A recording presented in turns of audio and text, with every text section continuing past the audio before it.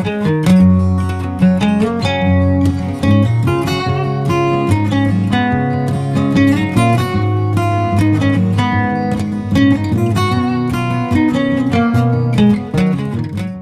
verse is probably not going to come as a big surprise to some of you, knowing that I coach cross country, I like to run, and it's found in 1 Corinthians chapter 9, starting in verse 24. It says, "Do you not know that in a race all the runners run, but only one gets the prize? Run in such a way as to get the prize. Everyone who competes in the games goes into strict training. They do it to get a crown that will not last, but we do it to get a crown that will last forever."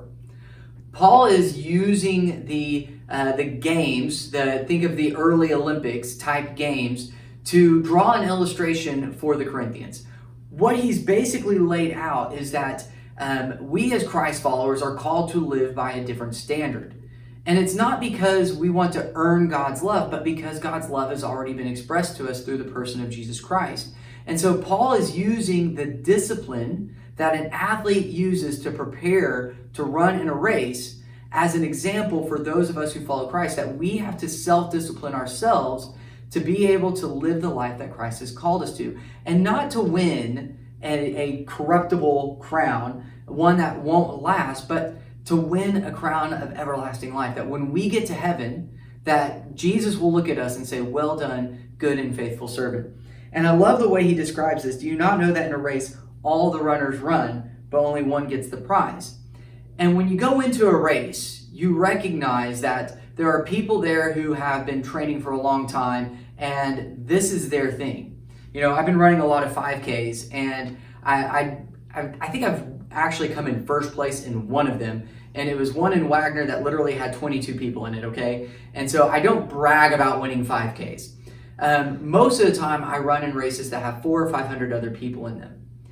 And I love the competition of going out and looking across and seeing that, you know, I have kind of a process. I look at 5 people and think, okay, the guy wearing the tutu is not going to beat me.